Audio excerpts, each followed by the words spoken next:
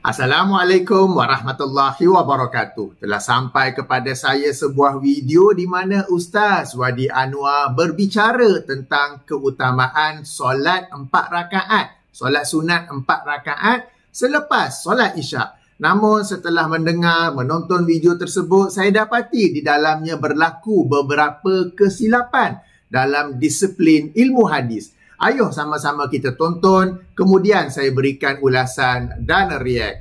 Moga-moga dengan ulasan dan react tersebut, kita dapat mengetahui tentang kedudukan sebenar solat 4 rakaat, solat sunat 4 rakaat selepas solat Isyak, dan juga kita dapat belajar beberapa perkara berkaitan disiplin ilmu hadis. Ayuh kita tonton. Nabi sebut apa? Satu saya buat contoh. Man salla arba'an ba'dal isya. Tahun lepas kita dengar hadis. Sesiapa yang solat 4 rakaat selepas isyak. Sesiapa yang solat sunat 4 rakaat selepas isyak. Ada tak solat sunat selepas isyak 4 rakaat? Ada. Selalu kita buat 2. Tahun lepas kita dah dengar satu hadis Nabi bahawasanya Rasulullah bukan sahaja buat 2 rakaat selepas Isyak, bahkan sabit dengan hadis sahih diriwayatkan oleh Al-Imamul Bukhari bahawa Nabi buat 4 rakaat selepas Isyak. Nabi melakukan 4 rakaat solat sunat selepas Isyak, dan keadaan itu, solat itu disaksikan oleh ramai para sahabat, antaranya Sayyidatuna Ummul Mukminin Maimunah bintil Harith dan juga Abdullah ibn Abbas radhiyallahu anhumah. Tengok Nabi buat 4. Tahun lepas kita dah dengar hadis ini, sudah dibacakan hadis ini, sudah diceritakan kelebihannya. Man salla arba'an ba'dal isya. Siapa yang buat 4 rakaat selepas Isyak, la yafsilu bainahunna bitaslim, tidak dipisahkan di antara 4 itu dengan salam. 4 rakaat, 1 salam. Direct, tapi tak ada tahiyat. 4 rakaat, 1 salam. Direct, tak ada tahiyat pertama, tahiyat akhir sahaja. Sesiapa yang solat sunat selepas Isyak 4 rakaat yang tidak dipisahkan di antaranya dengan taslim, udilna bimithlihinna min lailatul qadri. Seolah-olah 4 itu didirikan pada malam Lailatul Qadar. Tuan-tuan, nak dapat malam Lailatul Qadar bulan Ramadan senang ke susah? Susah. Nak dapat malam Lailatul Qadar bulan Ramadan senang ke susah? Susah. Tiba-tiba ada satu hadis yang Nabi sebut kelebihan 4 rakaat selepas Isyak yang bukan malam Ramadan, tetapi pada malam bulan-bulan bukan Ramadan sepanjang 320 malam. Nabi kata siapa yang melihat dirinya diizinkan oleh Allah Jalla Jalaluh, tengok Allah izin untuk mendirikan 4 rakaat selepas Isyak, seolah-olah pahalanya 4 rakaat itu didirikan pada malam Lailatul Qadar. Siapa yang boleh buat dari tahun lepas? Baiklah, kita sudah pun menontonnya ya. Link bagi video tersebut dalam kotak description. Pertama, hadis yang Ustaz sebut bahawa Rasulullah sallallahu alaihi wasallam solat sunat 4 rakaat selepas solat Isyak dalam Sahih Al-Bukhari, yang itu betul. Sila rujuk Sahih Al-Bukhari hadis nombor 117 sebagaimana tangkap layar yang saya siarkan. Kalau tak nampak sangat muka saya tak apalah ya, yang penting kita tunjuk teks hadis tersebut ya. Ia daripada Abdullah ibnu Abbas. Ayuh sama-sama kita baca. An Ibnu Abbas radhiyallahu anhu maqala bittu fi baiti khalati Maimunah bintil Haris. Aku bermalam di rumah makcikku, yakni Maimunah binti Al-Haris, zaujin Nabi sallallahu alaihi wasallam, isteri Nabi sallallahu alaihi wasallam. Wa kana Nabiyyu sallallahu alaihi wasallam indaha fi lailatiha, dan malam itu merupakan malam giliran Rasulullah sallallahu alaihi wasallam untuk bersama Maimunah. Fa sallan nabiyyu sallallahu alaihi wasallam al-isya'i, maka Nabi sallallahu alaihi wasallam solat Isya. Summa jaa ila manzilihi fa shalla 4 rakaatin. Kemudian baginda kembali ke rumahnya lalu solat 4 rakaat, ya, 4 rakaatin. Demikian sebahagian daripada hadis yang panjang. Jadi hadis ini menjadi dalil bahawa adanya solat sunat 4 rakaat selepas solat Isya. Cuma para ulama berbeza pendapat. Solat sunat itu apakah namanya? Okey. Para ulama dari kalangan mazhab Hanafi berpendapat ia adalah solat sunat rawatib ba'diyah Isya 4 rakaat. Okey, solat sunat rawatib ba'diyah Isya 4 rakaat. Sementara para ulama lain berpendapat daripada 4 rakaat itu 2 adalah solat sunat ba'diyah Isya, sementara 2 lagi ialah solat sunat mutlak ataupun solat sunat pada waktu malam. Ia bukan lagi solat sunat rawatib. Jadi ada perbezaan pandangan di situ. Jadi hadis pertama yang dibacakan oleh Ustaz adalah betul bahawa ia terdapat dalam Sahih Al-Bukhari. Akan tetapi walau bagaimanapun, namun begitu, jika kita dengar apa yang Ustaz sebut saya nukil semula, ya, bahawa solat itu disaksikan oleh ramai sahabat, antaranya Maimunah dan Ibnu Abbas. Yang itu tak betul. Sebab apabila Rasulullah SAW solat sunat, baginda solat sunat di rumah. Yang tahu ialah para isteri baginda dan juga sahabat yang kalau ada bersama. Macam hadis yang kita baca ni, hadis yang juga disebut oleh Ustaz, yang ia berlaku di rumah Maimunah dan yang lihat ialah Ibnu Abbas saja. Okeylah, mungkin Maimunah pun nampak, cuma tak riwayatkan hadis kan. Jadi yang nampak kita kata Ibnu Abbas sebab beliau yang meriwayatkan hadis ini, dan juga mungkin Maimunah. Nak kata ramai sahabat, tidak, ya. Para penonton yang dirahmati Allah, sebagai nota tambahan, ya, solat-solat sunat lebih utama, lebih baik dilaksanakan di rumah. Solat fardu dilaksanakan di masjid. Ayuh kita rujuk kepada sebuah hadis dalam Sahih Muslim, hadis nombor 778, ya, daripada Jabir radhiyallahu anhu. Beliau berkata, Rasulullah sallallahu alaihi wasallam bersabda, "Iza qada ahadukumus salata fi masjidihi falyaj'al li baitihi nasiban min salatihi fa innallaha ja'ilun fi baitihi min salatihi khairan." Apabila seseorang dari kalian selesai solat di masjidnya, maka hendaklah dia menjadikan di rumahnya sebahagian daripada solatnya, kerana sesungguhnya Allah menjadikan dengan solatnya itu kebaikan di rumahnya. Okey. Jadi solat ni solat fardu di masjid, solat qabliyah, ba'diyah di rumah. Tapi kalau rumah kita jauh dari masjid atau surau, kalau kita solat qabliyah di rumah, tak sempat pula nak pergi ke masjid nanti, maka tak mengapa jika qabliyah itu di masjid atau surau. Tetapi yang ba'diyah, sesudah itu, ya, ba'diyah, cubalah buat di rumah. Macam Rasulullah sebut, fa innallaha ja'ilun fi baitihi min salatihi khairan. Kerana sesungguhnya Allah menjadikan kebaikan di rumahnya itu daripada solatnya itu, ya. Okey, dalam sebuah hadis lain, riwayat Imam Al-Bukhari nombor 731, hadis yang panjang, saya baca sebahagian daripadanya saja yang berkaitan dengan topik kita. Baginda sallallahu alaihi wasallam bersabda, "Fasallu ayyuhan nasu fi buyutikum fa inna afdalas salati salatul mar'i fi baitihi illal maktuba." Maka wahai orang ramai, solatlah kalian di rumah kalian, kerana sesungguhnya seafdal-afdal, sebaik-baik solat adalah solat seseorang itu di rumahnya illal maktubah, kecuali solat yang difardukan. Yang ini solat fardu 5 kali. Yang ini bagi lelaki lah.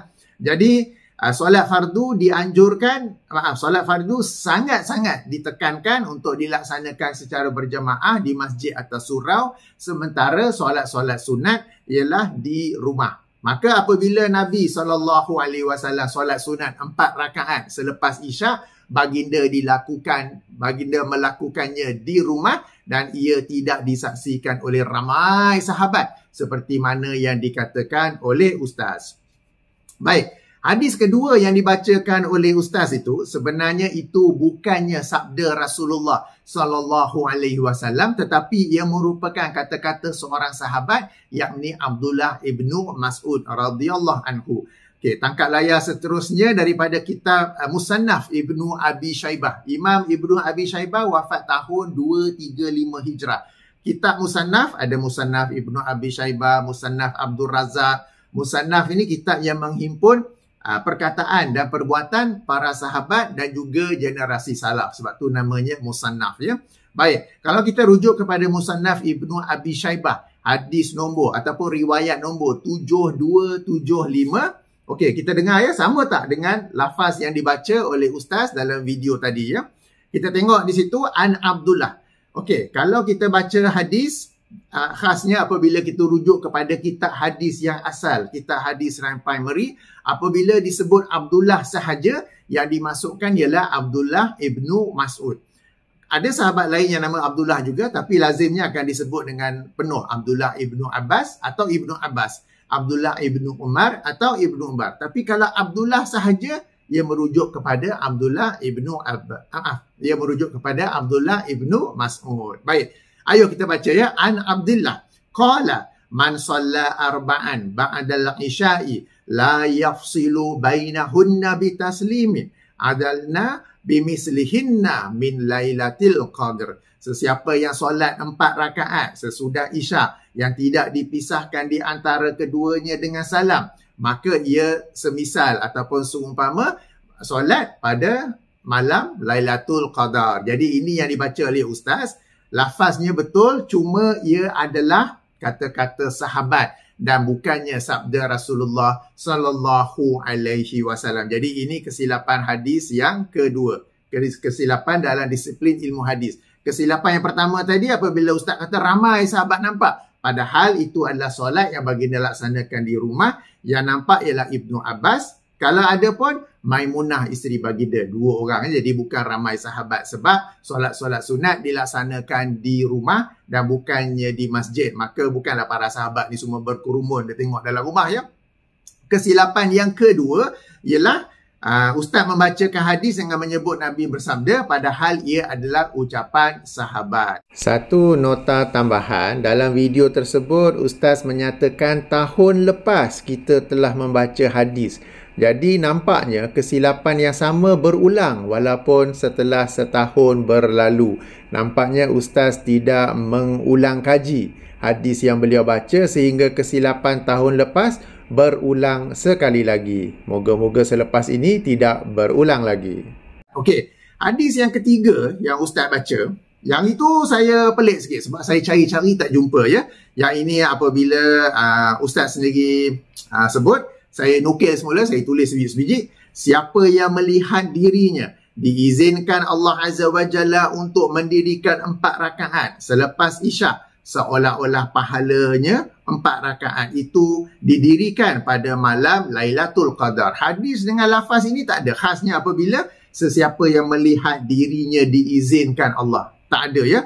Kalau ini ustaz punya kesimpulan daripada teks ataupun kata-kata Ibnu Mas'ud tu, maka mesti kata ini adalah rumusan ataupun kata-kata saya. Tak boleh sebut itu adalah hadis sebab bila disebut hadis ini adalah sabda Nabi, tetapi tak ada, ya. Sesiapa yang melihat dirinya diizinkan Allah untuk mendirikan 4 rakaat solat isyak, tidak ada dalam hadis Nabi sallallahu alaihi wasallam.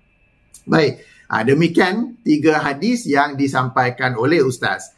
Yang pertama itu sahih, yang kedua lah kata-kata sahabat, yang ketiga saya cari-cari tak ada langsung, ya. Baik, daripada semua ini beberapa kesimpulan, ya. Pertama, sahih bahawa Nabi sallallahu alaihi wasallam melaksanakan solat sunat 4 rakaat selepas solat isyak. Jadi ayuh kita juga mengikuti sunnah Rasulullah sallallahu alaihi wasallam ini dengan melaksanakan solat sunat 4 rakaat selepas isyak. Okey, di sini timbul persoalan, kenapa fadilatnya begitu besar? Yang ini mendapat pahala seolah-olah malam Lailatul Qadar, seolah-olah solat pada malam Lailatul Qadar. Sebabnya solat sunat 4 rakaat itu sangat berat untuk dibuat sebab dah malam, dah habis solat Isyak, kita dah mungkin dah nak balik untuk family time, untuk duduk-duduk relax, nak buat 4 rakaat. Buat 2 rakaat pun alamak beratnya sungguh. Tapi kalau buat 4 rakaat tu, sebab itulah 4 rakaat itu ada janji ganjaran yang besar di sebaliknya, ya. Jadi sahih bahawa Nabi SAW mengamalkannya. Jadi ayuh sama-sama kita mengamalkannya. Kedua, tidak sahih bahawa Nabi SAW menganjurkannya, ya. Hadis-hadis tentang hal itu memang ada, tetapi darjatnya adalah dhaif jiddan. Saya bawa rujukan seterusnya daripada laman web Pejabat Mufti Wilayah Persekutuan.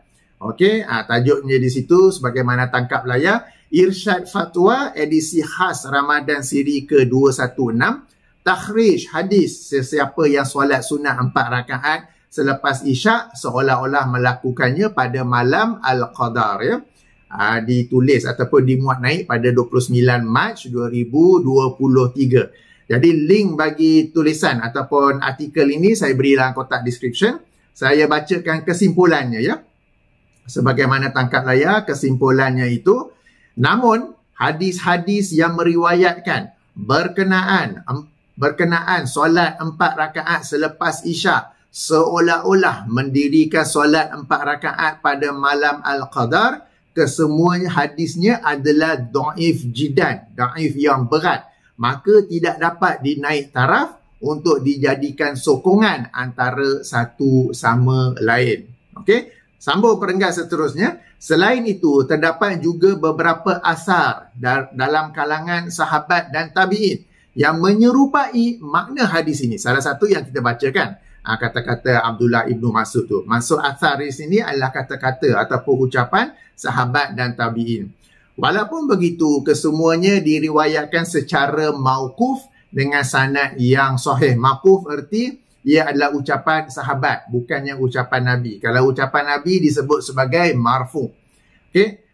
Kesemuanya diriwayatkan secara mauquf dengan sanad yang sahih, iaitu daripada Abdullah Ibnu Mas'ud, tadi kita telah baca, daripada Aisyah, Abdullah bin Amr, Ka'ab bin Mati, Maisarah dan Zazan, Abdurrahman bin Al-Aswad dan Imran bin Khalid Al-Khuzai radhiyallahu anhum. Okey, jadi sekarang mungkin keliru kan? Okey, apabila hadis itu disabdakan oleh Rasulullah sallallahu alaihi wasallam, ia disebut sebagai marfu'. Apabila ia adalah ucapan sahabat, ia disebut sebagai mauquf. Jadi dalam topik keutamaan solat sunat 4 rakaat selepas Isyak, jika dikatakan marfu', jika dikatakan ia adalah ucapan Nabi sallallahu alaihi wasallam, maka ada beberapa hadis tetapi semuanya darjat dhaif jiddan, sangat kedhaifan yang sangat berat, dan ia tidak boleh digunakan untuk menyokong antara satu sama lain.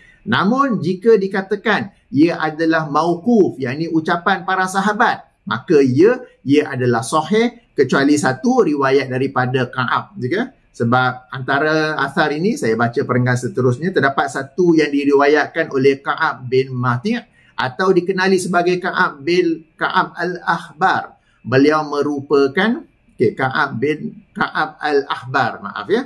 Beliau merupakan seorang ahli kitab yang memeluk Islam dan beliau mendapat gelaran al-Ahbar tersebut kerana ilmunya tentang syariah, kitab-kitab para nabi dan berita-berita terdahulu. Walaupun begitu, pengaruh daripada ajaran agama lamanya masih kuat sehingga setiap yang keluar dari mulutnya perlu diteliti dan dinilai. Jadi riwayat daripada Ka'ab ini yang itu kita tangguh dulu, tapi ada banyak riwayat lain daripada Abdullah Ibnu Mas'ud, Aisyah, Abdullah bin Amr dan sebagainya yang mauquf, yang dengan sanad yang sahih.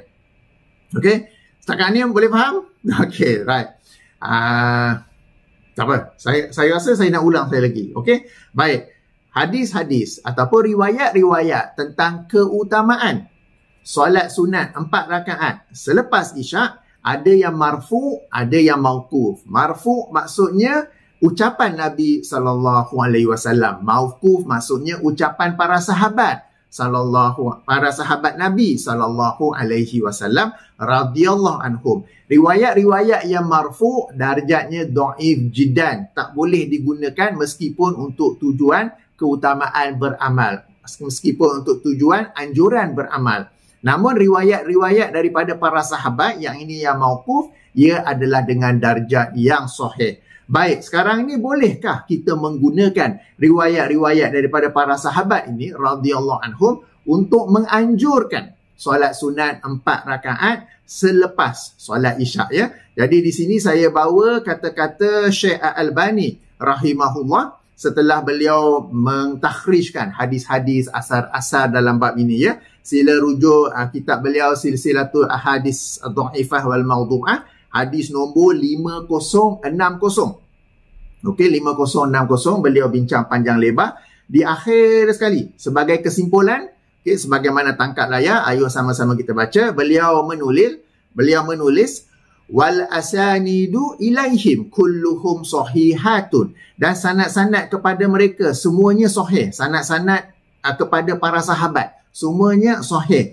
Bistisnai Ka'bin, kecuali riwayat daripada Ka'ab, yang itu kena tangguh dulu, ya. Wahya wa in kanat mauqufan, dan meskipun riwayat-riwayat ini mauquf, falaha hukmur raf'i, namun baginya hukum yang marfu.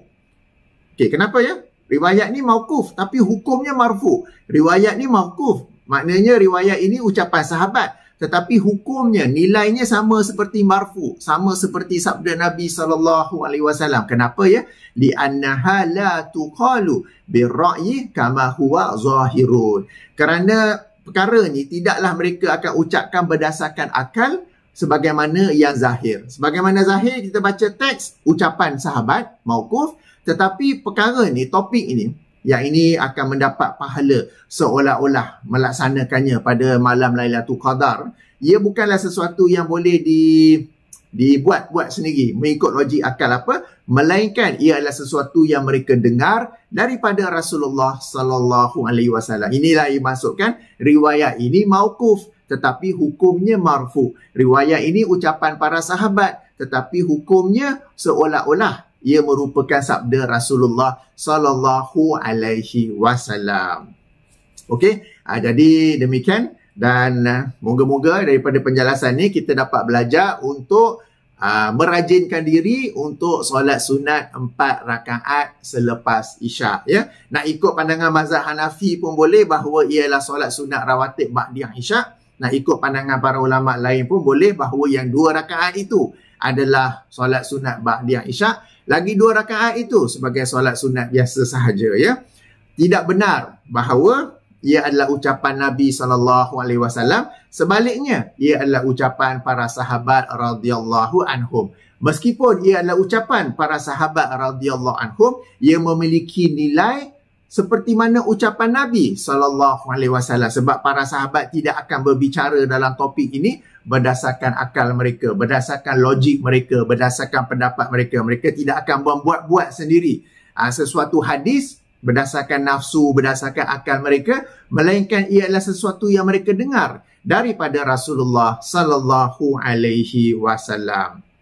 Okey, dan moga-moga dengan ini juga kita dapat belajar sedikit sebanyak tentang ilmu hadis, dan sangatlah penting bagi para penceramah, para ustaz untuk memiliki disiplin dalam menyampaikan ilmu dalam topik ini, dalam disiplin ilmu hadis, ya. Sebelum ni saya ada buat react kepada Ustaz Nazrul, ya, ketika membaca dan menyampaikan pandangan yang didakwanya mazhab Asy-Syafi'i, tetapi bukan daripada mazhab Asy-Syafi'i, tetapi pandangan beliau sendiri, pandangan yang dia sembang-sembang dengan gurunya, dia dakwa sedemikian, tetapi itu bukanlah pandangan dalam mazhab Syafi'i. Itu disiplin dalam membaca kitab fiqh mazhab Syafi'i. Sekarang disiplin dalam menyampaikan hadis pula. Jangan mencampur aduk antara marfu' dan mauquf, dan jangan tokok tambah di atas sesuatu lafaz. Baiklah, moga-moga kita dapat manfaat untuk merajinkan diri solat, dan juga dapat juga manfaat belajar sedikit sebanyak ilmu hadis. Saya tutupi dengan subhanakallahumma wa bihamdika asyhadu an la ilaha illa anta astaghfiruka wa atubu ilaika. Assalamualaikum warahmatullahi wabarakatuh.